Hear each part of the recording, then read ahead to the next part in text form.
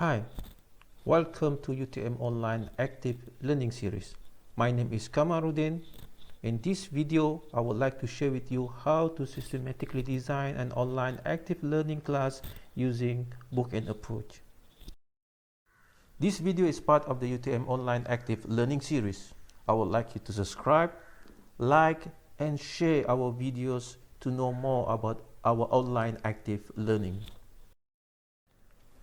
In our previous video, we have discussed that synchronous online learning is equal to face-to-face learning.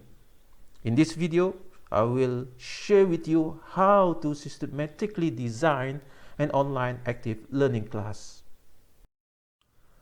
Before we discuss further, let's define what is active learning and online active learning. Active learning is defined as to make our lectures active. For example, rather than making our class passive by giving a straight 1-hour lecture, we design our class by adding several activities in between lectures to make sure our class is active. On the other hand, online active learning is defined as making our online lectures active. This is very important, especially if we have synchronous online class, where most of the students will be passive. We need to have several online activities in between online lectures to make our online class active. These are two examples of 1-hour synchronous online learning class design. At the left-hand side is the common design of synchronous online learning class. I do believe most of us are quite familiar with this design. On the other hand, at the right-hand side is an example of synchronous online active learning class design using Bookend Approach. It can be clearly seen that there are several activities between lectures. This is an example how to design synchronous online active learning class using Bookend Approach, together with some example of online application for respective online activities. As we discussed previously, we need to make our online lectures active. This can be systematically achieved by adding several online learning activities in between online lecture as shown here. The online class usually will start with online attendance. Students will scan the attendance code using UTM Smart application. This is for example of UTM case or any other similar application. This will take about 5 minutes. Next, there is what we call online advanced organizing. Some call it induction, which will take place about 5 minutes maximum. The objective of this activity is to recap, to recall the previous learning, or to introduce the next learning.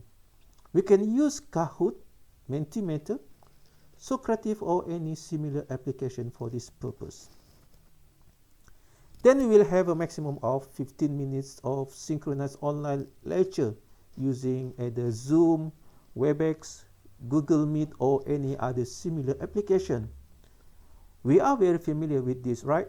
So no problem. But please take note that online lectures cannot be more than 15 minutes in order to maintain student attention to our lecture. The next activity after lecturing for 15 minutes is called online intermittent discussion. In this activity, usually we will have a student to make a short discussion related to previous lecture. The selection of online application is totally depend on the type of activity that we want to use. For example, our application is Padlet, Google Jamboard, WhatsApp, or any similar application. This usually will take about 5 minutes. Then after that, we will continue with the second part of our online lecture for about 50 minutes. So no problem here, very clear. Then we go to the last part of this activity or under Bookend Approach, which we call it closure. This usually will take about 5 minutes. The objective of this activity is to summarize or to close our 1-hour learning. Again, the selection of online application will be totally depend on the type of closure activity that we want to use. The example of application here can be formative, Mentimeter, Socrative, or any other similar application. This is an example how we implemented online active learning using Bookend Approach.